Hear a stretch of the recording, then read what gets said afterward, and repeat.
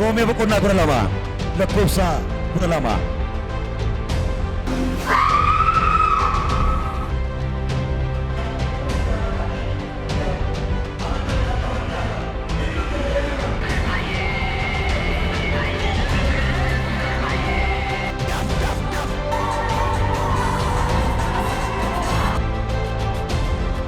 Dukkana isaanii baay'ee waa dhiyee boojjee gara mandaraa Samaariyaa fideera.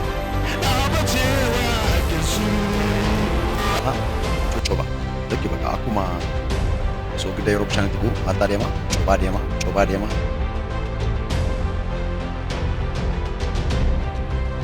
Mata dia, dong kayak suku mah. Anak kapal tempat kabena dukku bahana timin. Wanti hundumtuu dukkanaa'eera. Abdiin hin jiru.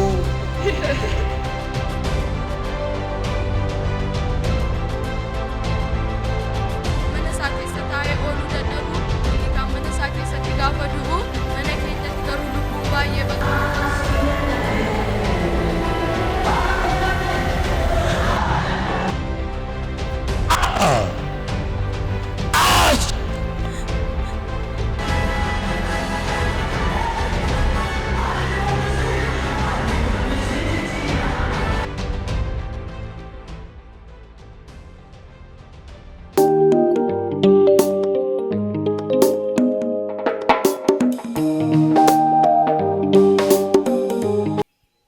Bagana gaanduftee maqaan keenyudha waaqayyo maal sii godhee eessarraa moo dhufte?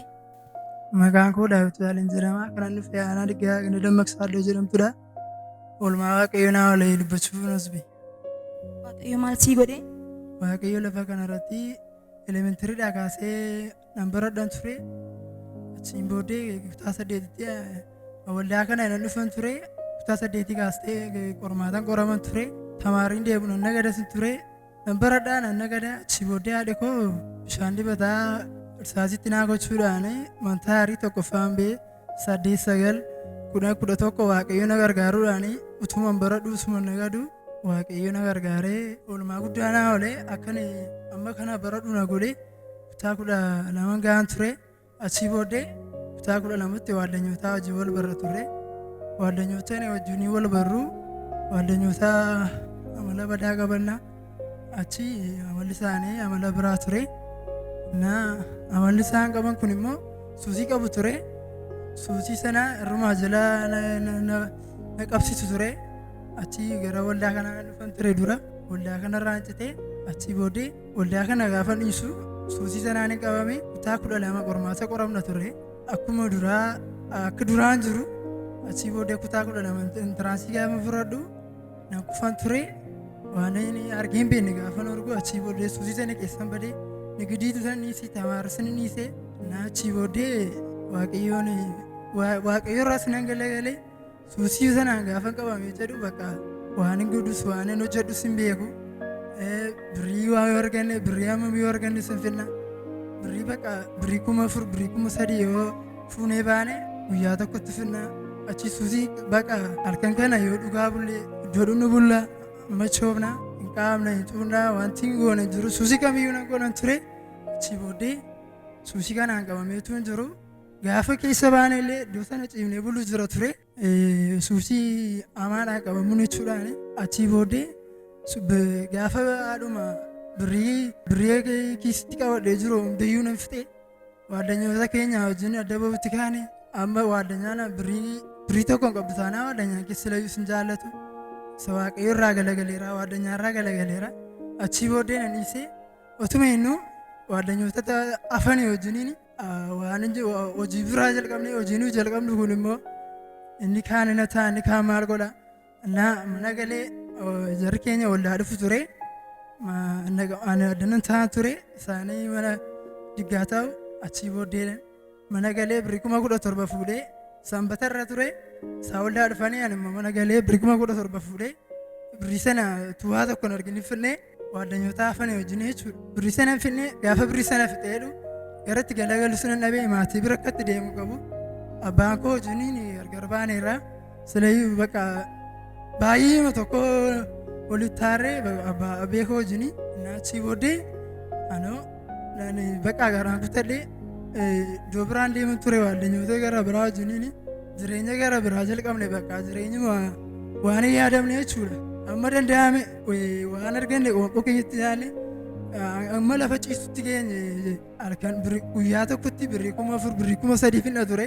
Birrii tokko dhabne amma lafa ciisutti kaane manaayyuu nan bee manuma kiraayiidhaayyuu baane lafa baay'isna ture sharaan warra waama jirarra ciifna ture. Achiituun kanaan jiru waaqayyo waaddanyoota koo wajjin deeman ture. Boofti na ciniina boofti kun gaafa na ciniine jedhu waan hin godhuun dhaban ture. Maatiin na bira jiranii maatirraa fagaadheera. Dhukkubarraa hafamuu hin dandeenya na deeqaa tokkotti nama ajjeesuu danda'a. Achii booddee anoo waan hin godhu dhabee otoo kanaan jiru guyyaa lama otoo hin bulin wanti dhukkubni biraan na qaba ture busaa dhukkubni jedhamu achi isaan ofii koodhaayyuu miira dandeettii socho'umayyuu nan dadhabe amma immoo gaafa socho'uu dadhabu mucaa tokko jira waaddanyaa makoodhanii baqaan galla mana maatii bira deemsanaan jedhee maatii bira akkatti galuun qabu ani akkasidhaa maatii koo bira akkatti deemu qabuun jedhaan ture. Achii booddee maatii nan soraadha abbaa koo baay'een soraadha waan ta'eef akkatti galuun dhaban ture. Dhufeenas gaafa naqamtii kana keessa nan jiraadha jechuudhaa fi danda'ee waa tokko sin hojjedhu waa tokko hin danda'u. Dhukkubni kun baay'ee na miidheera mana kiimillee birriittiin deemuu qabu. Achii booddee waan hin godhuun dhaban ture. Achii booddee bakka gaafa naa gamee socho'uu dhabu taaksii qabadhee mana galan ture gaafa mana galeelu maal ijaaruuf sanaan jedha abbaan koo ana ofii kootiyyuutti deebisuu hin danda'u ture. Achii booddee waan hin godhu waa tokko sitti hin dubbanne mana birokkee akkas darbee naanna'ee karaa borowaan jedhamu jira karaa borootiin an ol galan ture. Achii booddee gaafa boroodhaan ol galu maal eessaa dhuftee barbaadamaa turte naan jette obboleettiin koo. Achii booddee fagoon turree naqamtee makana kiyaan turreen jedhaan. Achii booddee isheenoo naqamtii ma turtee akka kana lona qottaa reettee ni jedhaanii. Akkas jedheen ishee obboleetti kootti meekee maatiin haadhi koo silaa garaanaadhaa yoomiyyuu nutti jabaatu hammamiyyuu haa ta'u maatii bira deemee akkas ji'a tokko wayinan ciisan ture. Maatii bira gaafan deeme ji'a tokko wayii ciisu wallaan deeminaan jedhu wallaa ciisee mayyuu hin deemu jedhaanii. Achii booddee ufdaana fidan bakka sadhumaa gaafa duuf ka'u dhukkubni kun baay'ee wanatti cimee naani waldaana fiddu ture. Gaafichi waldaana fiddu makiinaa keessaa taaksiirraa na busanii taaksiirraa gaafa na busanii namni na qabee baajii keessa na kaa'uun bee baajii namoonni na beene namoonni lama zimmadhanii mana fuudhanii baajii naa qabanii guyyaan itti duus ture guyyaan kun na fidu ture gaafa isaan na fidanii kunoo iddoo kana ta'an ture dhuma sagantaa booddee gaafa isaan na fidanii sagantaan xumurame obboleettii keenya loloon naa kadhatu ture. Ji'a tokko guutuu nyaata waa tokko yoo nyaadhu yoo natti namni nyaachuu miti yoo namni bira taa'ee nyaateyyuu akkas galagaleen ta'a narraa siqaa maaloo buddeen kana narraa butaa maaloo jedhaanii kanan taqamamu bishaan duwwaadha. Bishaan sanaanii achii booddee bishaan duwwaan taqamama waa tokko iyyuu fayyadamu amma danda'ame waan akka bishaan natti fidu bishaan duwwaama bakka waan hin taqamamu minaa waan jedhamu waa tokko iyyuu taqamamu ture. Achii booddee obboleettii keenya laloonnaa kadhachuudhaani buddeena ji'a tokko dhiisee daabboo naaf fidanii daabboo na nyaadheeni daabboo sana yeroo sana naa kadhatte dhukkuban amma kanatti ciisee daqiiqaa tokko gidduutti dhabeeni. Achiin booddee bakka fayyuu kootti baay'ee gammadan ture. Konfiraansii gaa ture gaafa konfiraansii nan dhufan ture guyyaan isaa jimaatadha. Namoonni sin dhukkubu as ba'aa jedhu abbaa mul'ata. Gaafa isaan jedhanii asin ba'an ture. Namoonni isin dhukkubu namni fide gargaaree isa baasu kanneen biraan garuu achumatti kadhannaa.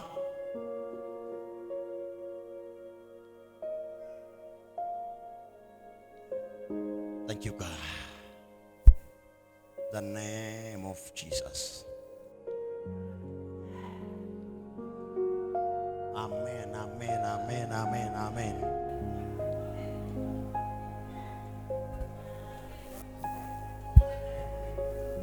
Dandeenyaa booduu miilli koo kun na sirba bakka. Miilli kee dandeen dhaabatu. Ishi. Dhaabbadhee dandeentu. Dandeesseen dhaabattu. No. Miilli kee dandeen dhaabatu. No. Eessaa dhufte? Gaaraan dhufe. Digaara dhufte. Daaf. Dhibeen dhiiga isaa qabattee jirtu. Dhibeen dhiiga isaa qabattee jirtu. Daaf jilba isaarraa. Daaf hafuura isaarraa. Daaf namummaa isaarraa. Garis maqaa Yesuus Kiristoosiin. Aadi keessaa. Aadi keessaa. Aadi keessaa.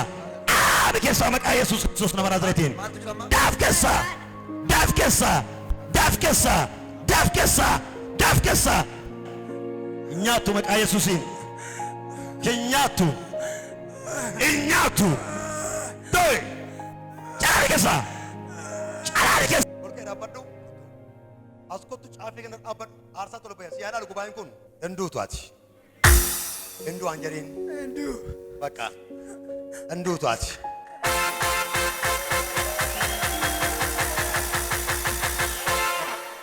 Sitti ni mamsaraachuu tokko. Inni qorichasti godhes warrumatti kaleessa dheengadda wajjiniin turtedha. Gaafa Waaqayyo biraa nama si godhu, gaafa Waaqayyo biraa waamee namatti si dabalu, gaafa Waaqayyo biraa addaan baasee si kaadhimmatee ilma koo intala koo siin jedhu isuma kaleessi wajjin nyaatetu deebee si nyaata. Innati itti baqatte garuu sillaatu gooftaan Yesuus. Kenni buqqisi bishaan dabataa keedha. Kan ogeessaan ajjeesa innuun immoo fayyisa.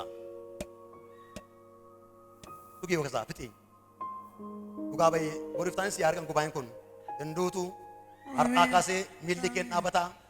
Hin sochootaa. Hin deemtaa.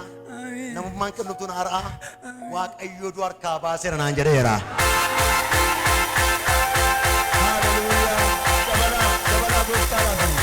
Gaafa nus biyyaas taa'u maal taate naan jedhu miilla koo na dhukkuban jedhaan miilla koo tokko dutuun hojjetu hin jedhaani garuu ani ammas afurrii amaanna qabee akka jiru hin beeku achiin booddee ani miilla koon jedha garuu afurrii amaanna qabee jiraan miilli koo tokko sirrii ma lafaan hanga'u ture yoon lafaan gees baay'ee na dhukkuba nan hojjetu bakka miilli koo tokko achi miilichaaf hin dhufe garuu kanarraa yeeboo hafuura budaa ture hafuurri budaa kun na nyaachuuf ture Waaqayyo na oolche miilli koos yeroo sana naaf fayye achii booddee baay'ee itti gammadeen ture Waaqayyoon galateeffadhan ture. Yeroo sana fayyite? Yeroo sana fayyaan ture miilli koos na hojjeta ture gaafa sana baay'ee yeroo dhufe dhaabbachuu dadhabee nan taa'an ture yeroo lallabamus yeroo kadhatamus yeroo faarfatamus hin danda'u nan taa'a kunoo gajjallaasa nan taa'an ture garuu yeroo sanaa kaasee nan fayyan ture na achii booddee bakka fayyuu kootti baay'ee ergan gammadee booda waan achii booda ta'u booda sirriimatti ni hirmaadhe qidaamee nan dhufa nagaamadha sanbata nan dhufee nagaa amantii bakka fayyiira jedheen ofitti gamu. Isa nagaa namaa laatu Waaqayyoof galanni ni danda'ama.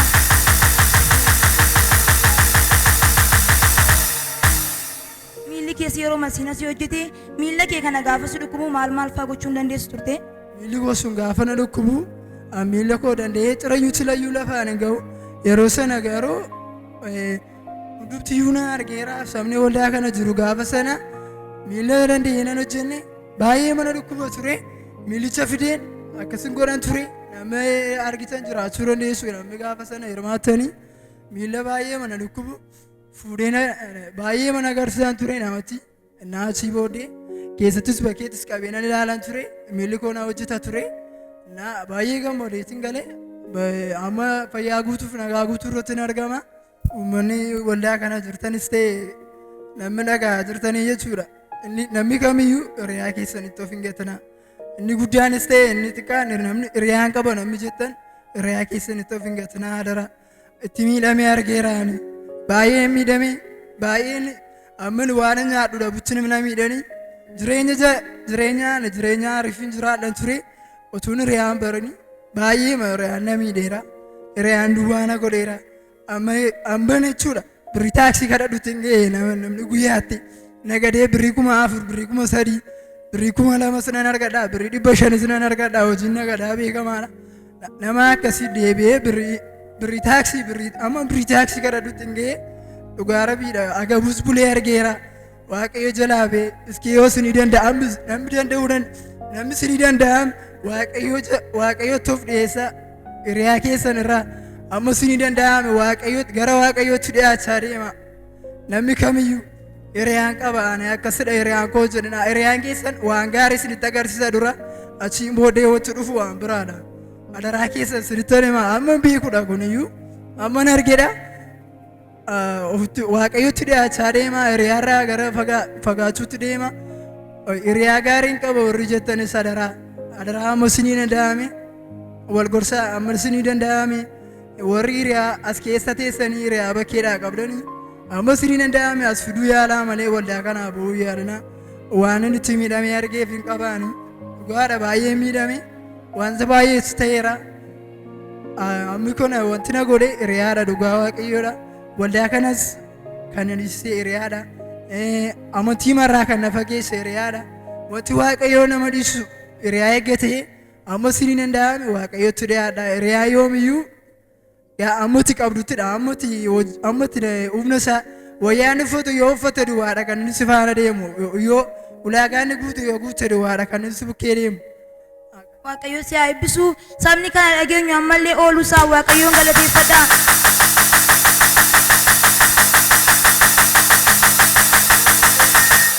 Mi'a feera waa'ee mucaa kootti dabaleen dubbadha waan jettan yoo qabaattani. Yeroo akkasitti dhaabannee dubbannu waama salphaa waan qallaalii fakkaata. Mucaan kun qabamuusaa waggaa 2 garasittidha. Maali daawwitee hin jedhaan bishaan dibataa kana baadhadhuu deemii baadhattee qodaa qabdaati baadhadhuu deemii iddoo nagadatuttis godhadhuu ergaa keessi lafan kaa'in namattis of hin gatiin maaloon jedhaan hin ture. Meerreen amma shirkaan qabaayii nama wajjiniin deemaayii jedhaanii qoyteetee naan jedha. Keessumatti wanti na dhibee na dhiisuu tokko weeraa zayitii waggaa 2 baranaa konfiraansii irratti nuuf laatama ture. Jalqabanii jechuudha. Jalqaba fuudheenii isaa laadha. Gaafan isaa laadhu maal godhaa? Silaa manan bulu ishee dheetuu du'ee badee manan bulu. Maa inni bakkee bulan kun maal jedhama? Maal taatee ati yeroo hin jedhu dhiisi teete maal taatee ati ani ijoollee biran bulan waajjoo biran naqaa ootii naan jedha. Waajjoon immoo obboleessumadha. Achin naquun iddoo biraa dhaqa. Zayita sana maal godhaa? Qodaa ishee walitti cafallaqeetu utuu ija tokkollee ittiin fayyadamiin balleessatu. Nan arge qodicha gaafan arguu maali gurbaa waaqayyoo maal siin jedhaati akkamitti akkas gootatiin jedhaan innaanii calluma naan jedha waan tokkoon dubbatu calluma jedha inni isee konfiraansii isa waggaa 2 ala kana jechuudha kunoo achi dhaabbate guyyaa jimaataa dhufeetu achi dhaabbata gaafa achi dhaabbatu mucaan tokko jira hiriyaa masaayyuu miti booddeessaadha ishee usaajin fudhatee usaajin dhufe.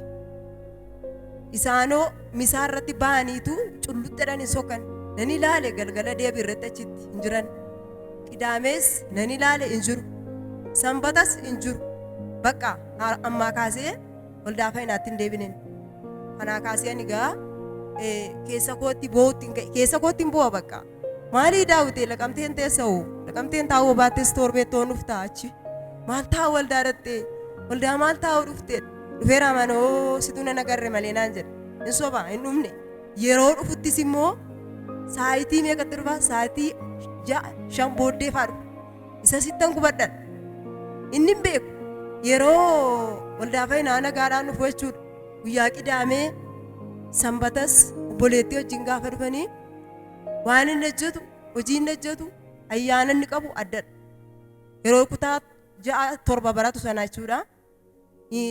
Badaamayyuu gabaan qaqqabne yeroo sana reefu jalqabaa birrii yoon ka'e birrii 100 laadheef ibsiteette 50 nagaa naannootii naan jedha nama deebisee akka kanatti waan jiru waan qabus kan koos cafaccafe akkas ta'e kun lubbuu isaa immoo waaqayyo deebisee taraarame kuni akkas ta'e saba waaqayyo waan dinqiidha yeroo abbaa mul'ataa bakka aarsaa kana eessatti intalli kee eessaara ilmi kee yeroo isaan jedhanii dubbatanii yeroo afurri waaqayyoo argu nan bootaa'e nan nama bakka beekagaa lafanni jiru hin beeku waan ta'eef taayetanii eessa jira laata yoona dhugumadha.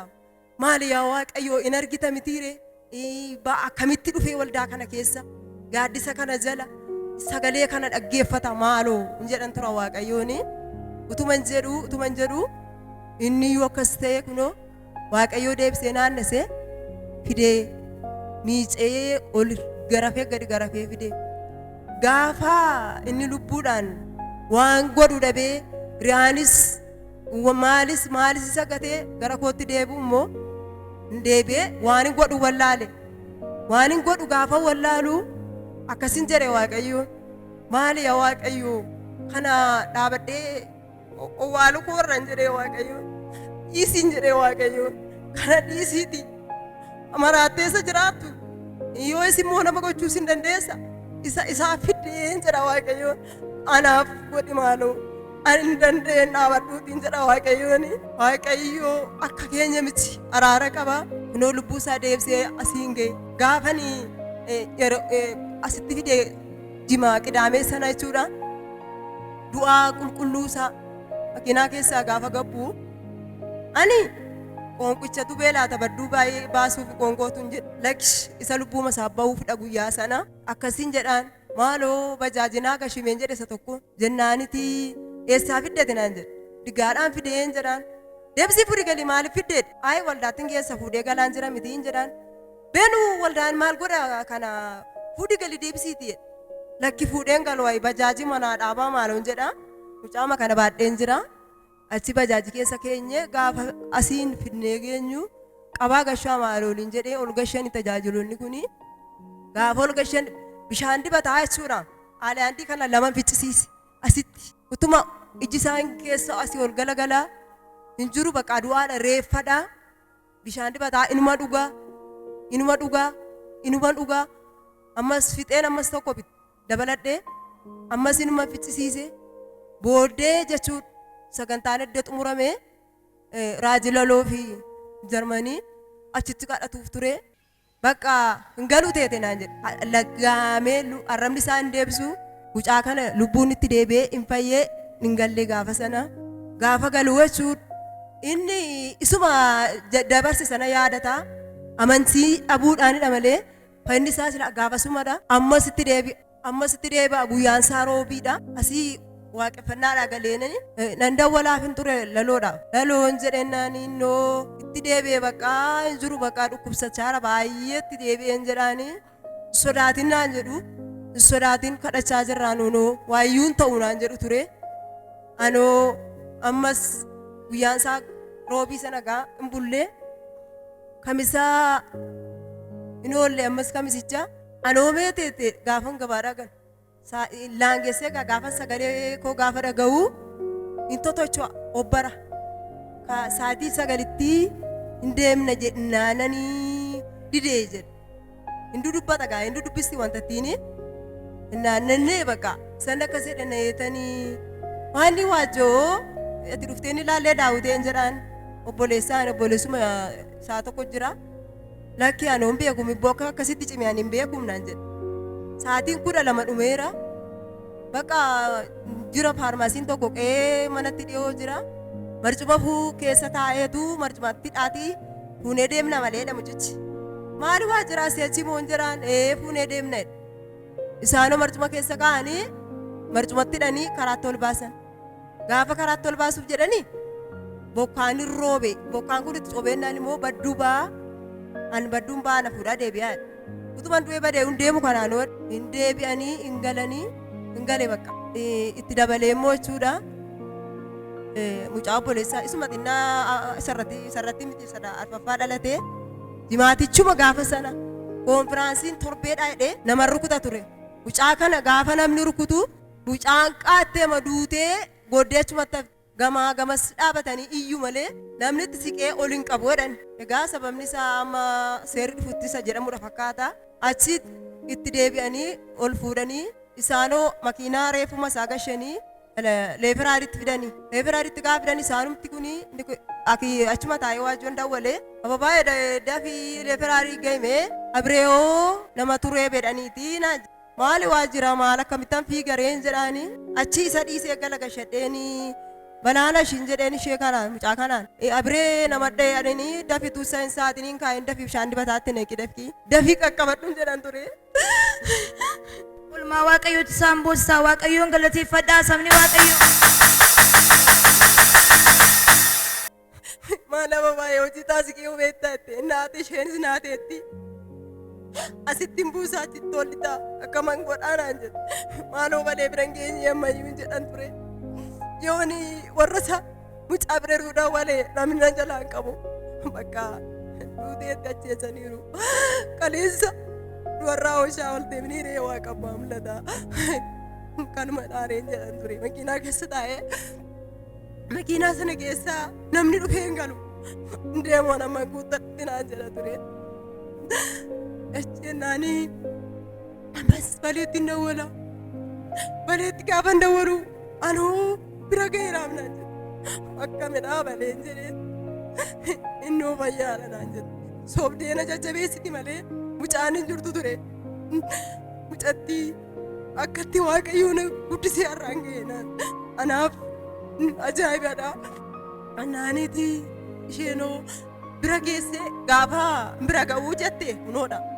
Hakiimonni dacha'aniitu itti rabarrabamanii hidda isaa barbaadu watte.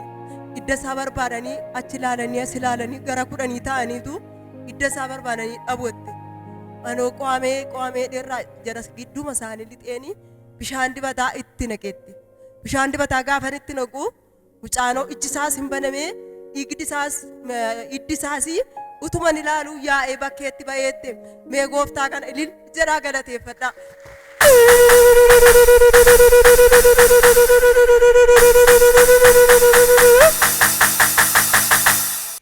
Yeroo masanaa kaasee mucaan keessan inni sun fayyee inni sun bukkee dhaabbatu kunillee dhibee guddaarraa waaqayyo isinii fiige. Eeyyee inni na bukkee dhaabbatu kunis as deebi'uudhaani kennaa kana bishaan dibataa qoricha caaluudha. Anaan jalqabuma kaasee lubbuu ijoollee koo eege anaan lubbuu koo eege utuun mana hakiimina keessa utuun miliyoona qabaadhees ooluu hin danda'u.